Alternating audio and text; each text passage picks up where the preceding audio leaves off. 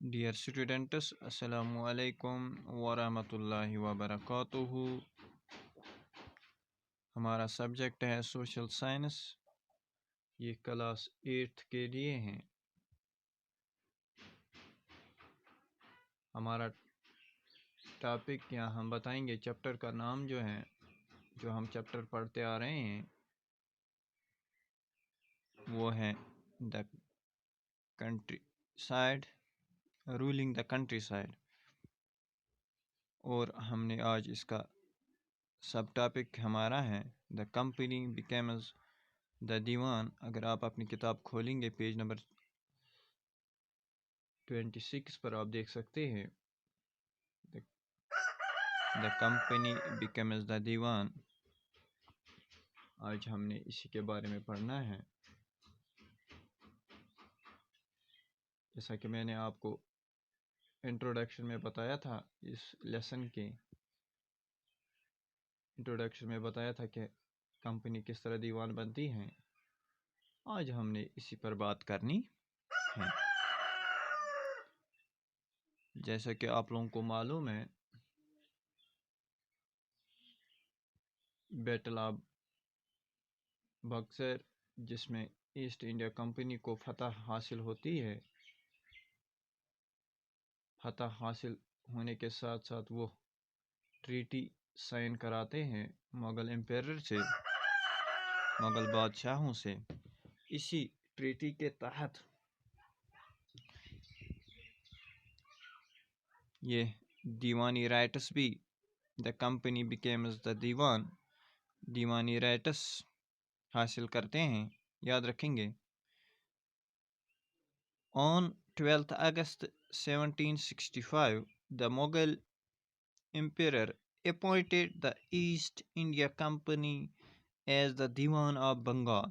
یاد رکھیں گے یہ 12 اگست کا دن ہوتا ہے اور سال ہوتا ہے 1765 عیسوی میں، جب مغل امپیرر مغل بادشاہ کمپنی کو دیوانی رائٹس دیتی ہے. جیسا کہ میں نے آپ لوگوں کو بتایا تھا، دیوان ہم بتاتے ہیں رائٹ ٹو کلیکٹ ریونیو اور right to collect taxes from peasants, most probably from the peasants as of. جیسا کہ ہم نے معلوم ہے کہ ہم آج کنٹری سائڈ کے بارے میں پڑھتے ہیں، یعنی دیہاتی علاقوں کے بارے میں.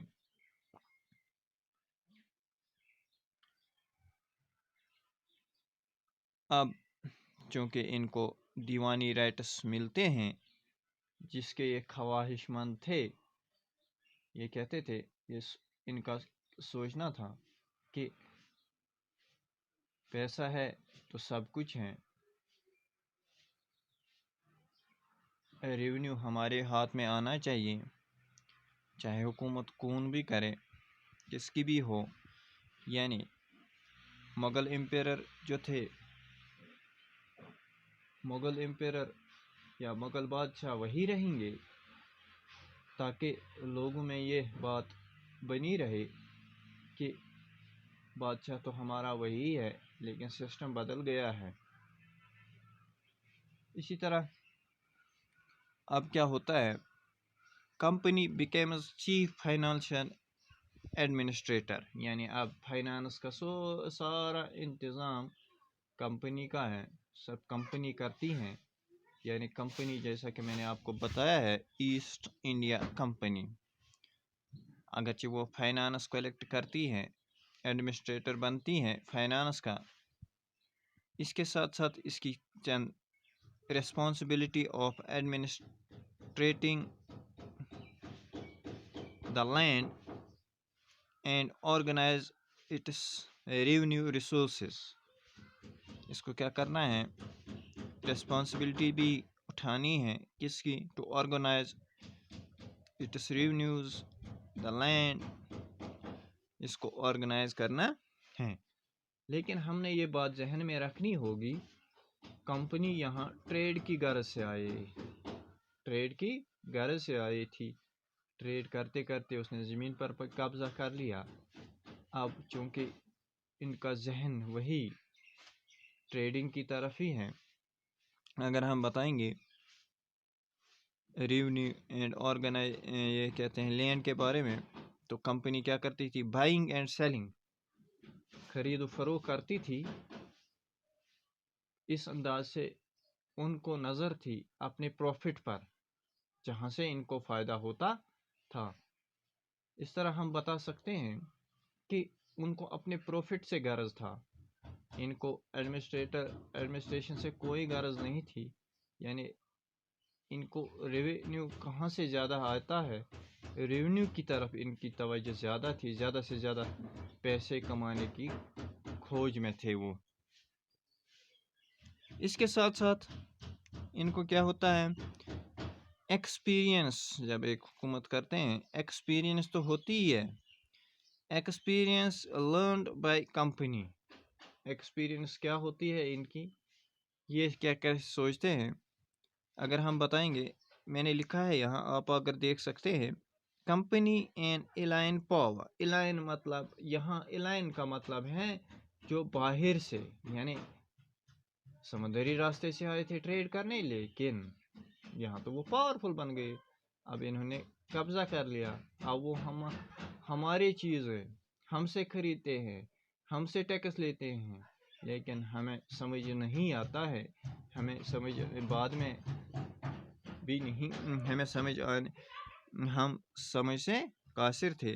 انہوں نے ہمیں مغل امپیرر یہاں رکھے تھے. یہاں آپ کی تو بادشاہ ہے، آپ کے تو سب کچھ ہیں، آپ کی حکومت ہے، لیکن ہم نے کیا ہے، ہمیں اپوائنٹ کیا ہے انہوں نے. آپ کیا کرو، کلیکٹ کرو ریونیو.